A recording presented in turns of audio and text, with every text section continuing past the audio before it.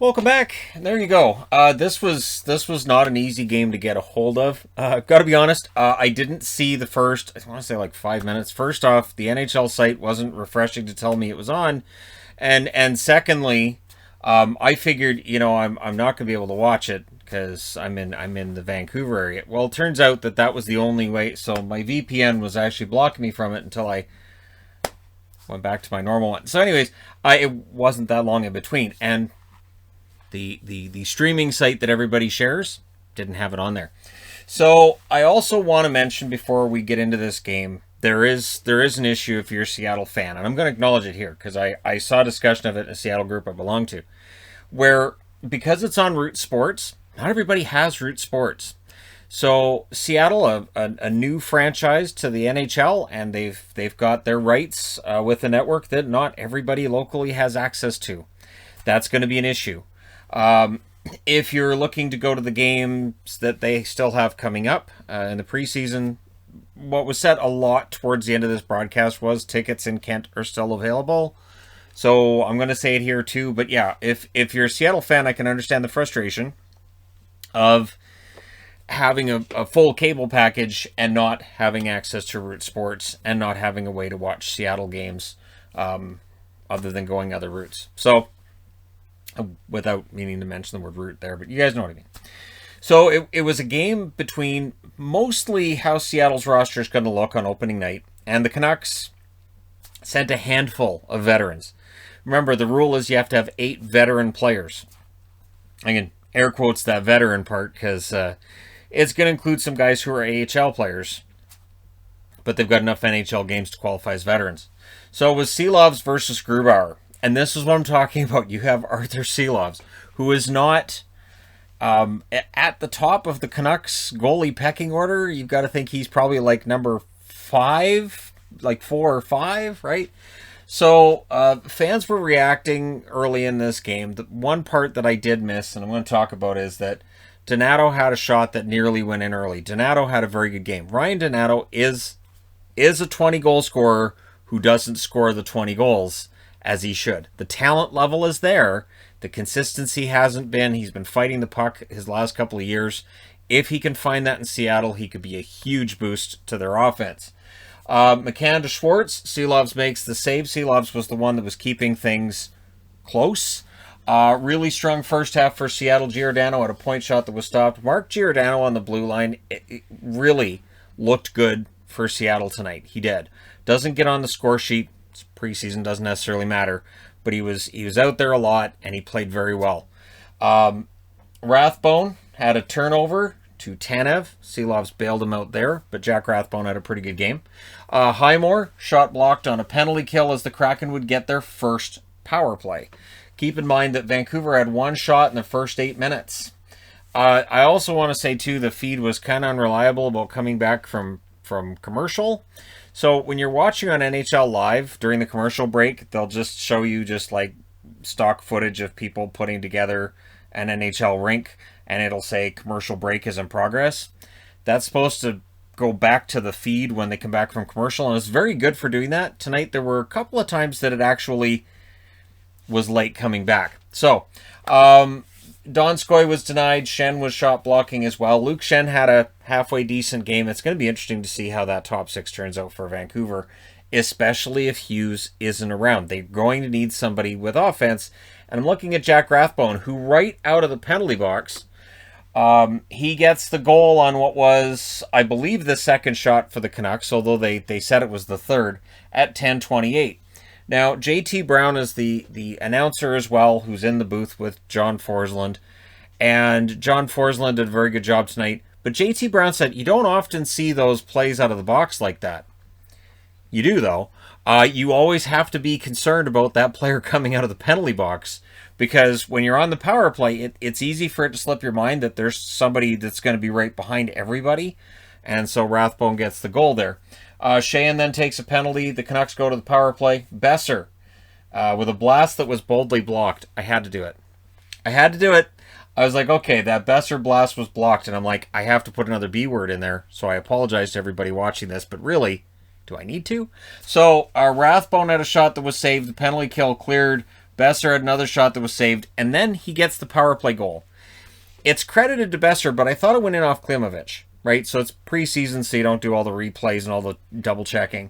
But it's credited as Besser from Rathbone and Patan at 11:50. So Rathbone with a couple of points, and Patan, who I think did a decent enough job tonight that he'll be in the conversation for that fourth line center spot if Brandon Sutter's not good to go to start the season.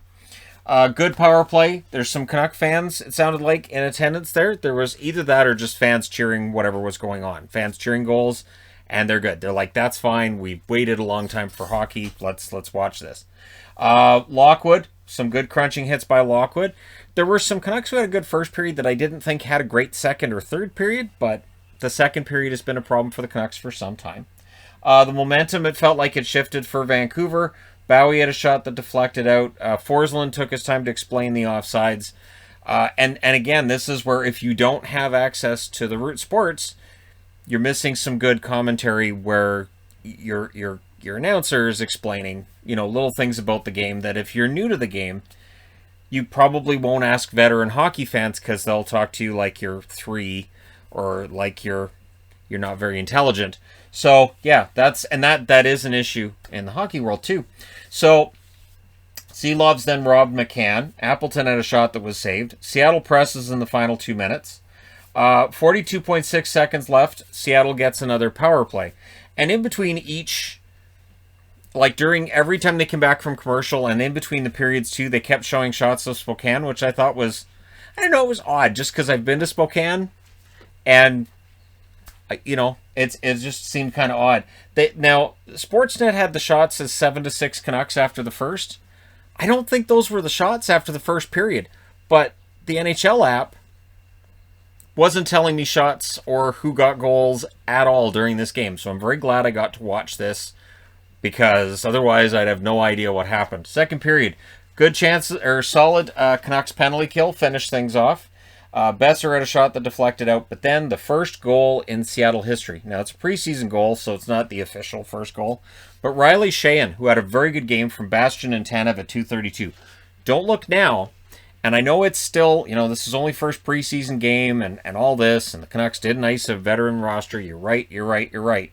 But this fourth line that Seattle's put together could be a pretty decent fourth line. Bastion doing a lot of work, Tanev a lot of energy, and Sheahan has been a good NHL player before. So there's no reason to think that he can't have a good year. And they interviewed him in between the second and third period.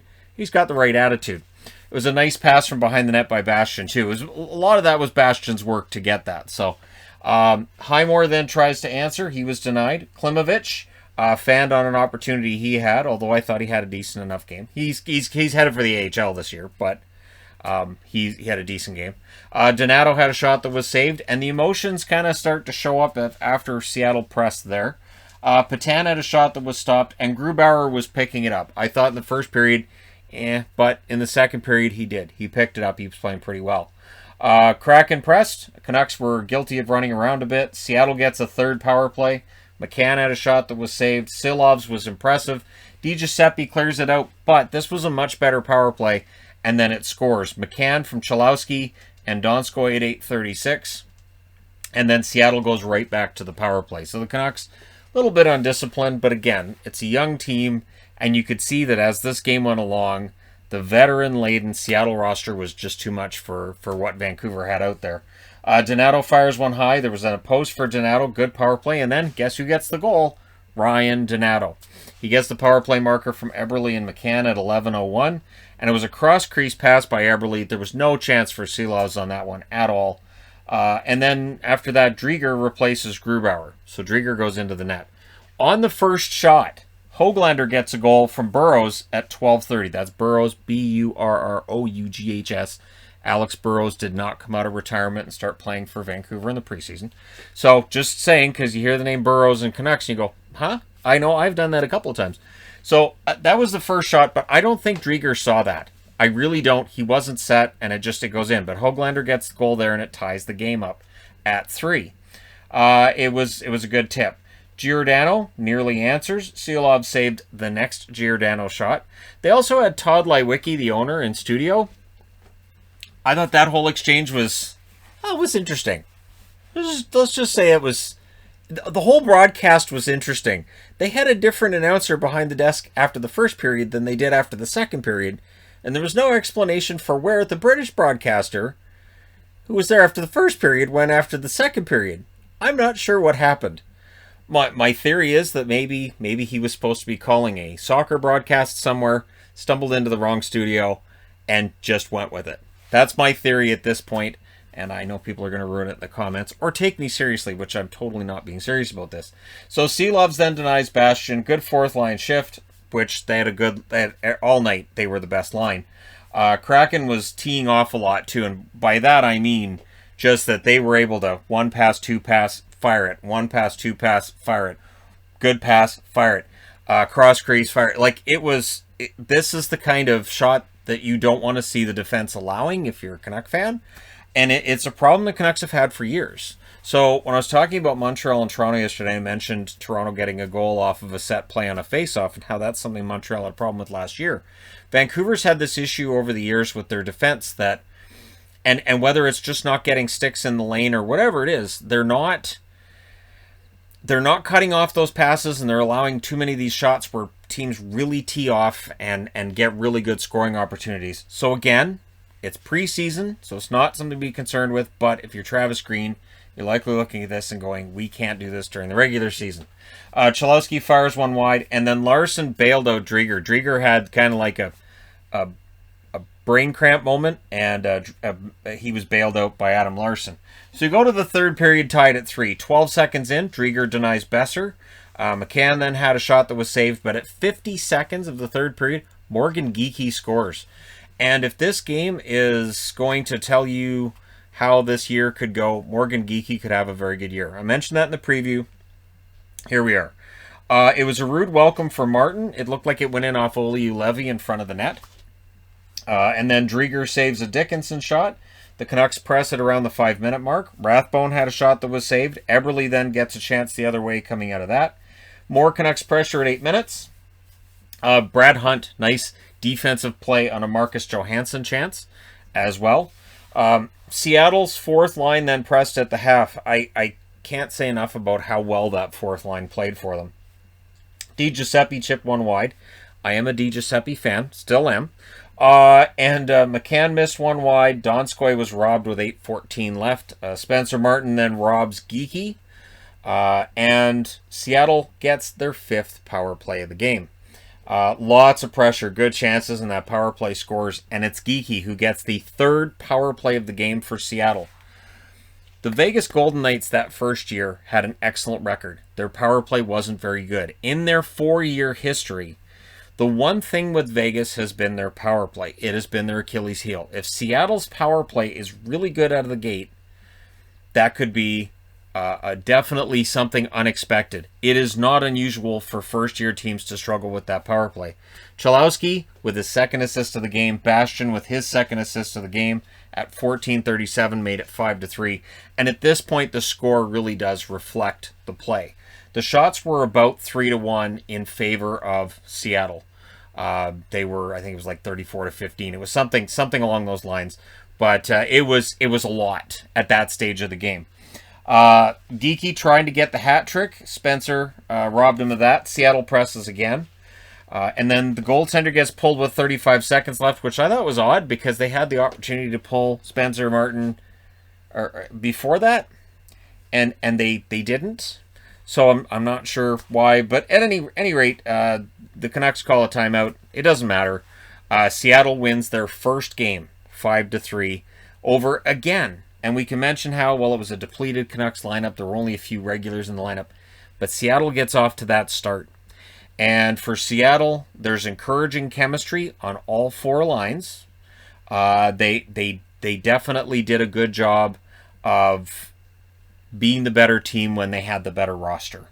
So if they had lost this game tonight against Vancouver, if this whole thing had fallen apart, that might have been kind of again, it's preseason, so you don't want to overreact to any of it, but it's better to win this game than not if you're Seattle and to keep building on that chemistry. So I'll be interested to see when they go to Edmonton and go to Calgary how it turns out. And then they have a couple more games in Washington State, and then they have a game in Vancouver as well before we get to the season. So it's the first game out of 6. But so far, they're undefeated. And for the Canucks, again, it's not a big game for them. It's a split squad. The other half of their players are going to be in Vancouver tomorrow night, a game against Calgary. And yeah, so we'll see how things go from here. But for Seattle fans, hopefully this issue of not being able to see your own team play, hopefully that's not a thing during this season. And yeah, so we'll see how it all turns out. But Seattle, successful in night one. Let me know your thoughts in the comments section below as always. Don't forget to hit like and subscribe if you're browsing your way through. You just happened upon this video. Thank you guys so much for watching, for all your support. I will talk to you again soon.